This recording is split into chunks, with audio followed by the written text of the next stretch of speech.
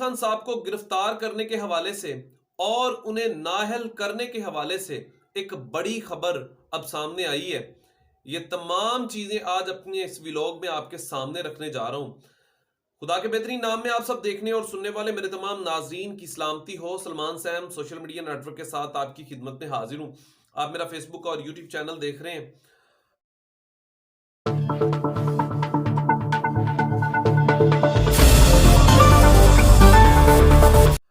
عمران خان صاحب کو نااہل کرنے کے حوالے سے کچھ چیزیں اب سامنے آئی ہیں۔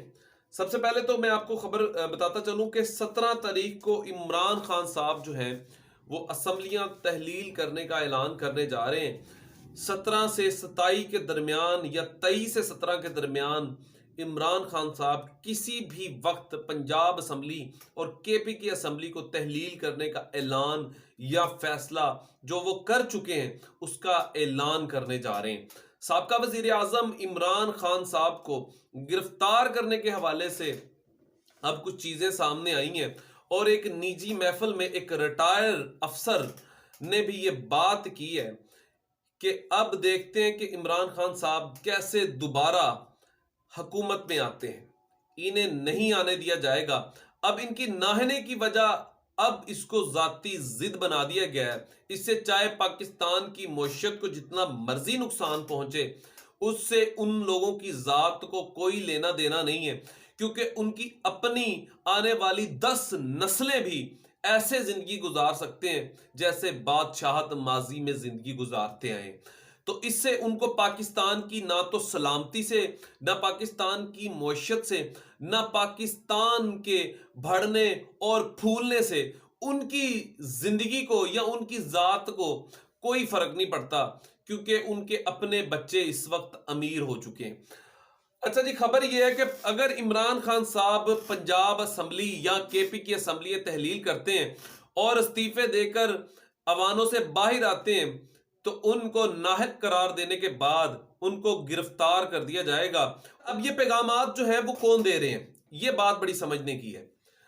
یہ وہ لوگ ہیں، یہ وہ بہت بڑے نام ہیں جو اپنے آپ کو بہت بڑا پاکستان کا صحافی بھی کہتے ہیں، جن کو ماضی میں پاکستان میں کرپشن بھی نظر آتی تھی، جنہیں ماضی میں پاکستان میں مہنگائی بھی نظر آتی تھی، جنہیں پاکستان میں ڈالر بڑھتا ہوا تو طوفانات آتے ہوئے دکھائی دیتے تھے۔ انہیں جب غریب سے روٹی اس وقت دور ہو رہی تھی تو ان کے پیٹ میں مروڑ اٹھتے تھے، لیکن آج جب اس 8 مہینے کی کارکردگی اس 3 سال کی 3.5 سال کی کارکردگی سے ملایا جائے تو جو ظلم اس 8 مہینے میں ہوا ہے وہ ماضی کے 75 سالوں میں بھی نہیں ہوا۔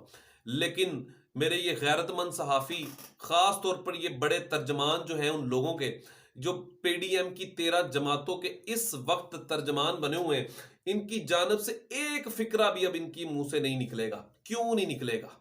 کیونکہ ان کے بچوں کا مستقبل اچھا بن چکا ہے، کیونکہ ان کی آنے والی نسلیں جو ہے نا، وہ 7 نسلیں بھی وہ سکون سے کھا سکتی ہیں، کیونکہ انہی کی وسیلہ سے۔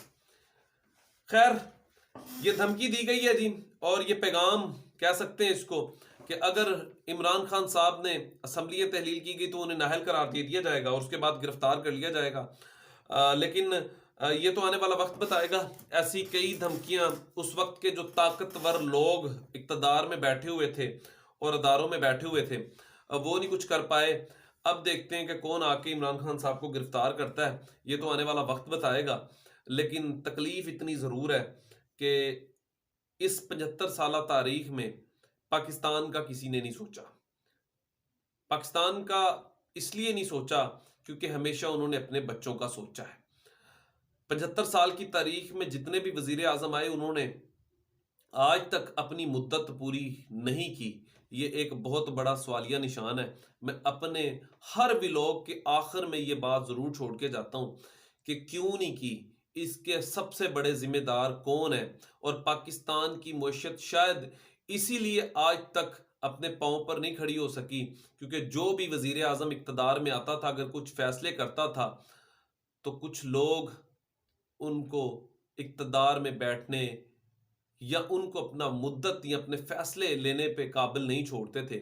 وہ اپنے اقتدار کے بچانے کے چکر میں ہی آج تک وہ ڈوبتے رہے ہیں، اور انہی کی چکر میں آج ملک اس حد تک اور اس حد تک قرضوں میں ڈوب چکا ہے کہ جہاں سے اگلے 15-20 سال بھی سروائیو کرنا مشکل نظر آ رہا ہے. اپنا خیال رکھیے گا، اپنے اس چینل کا بھی. خدا حافظ.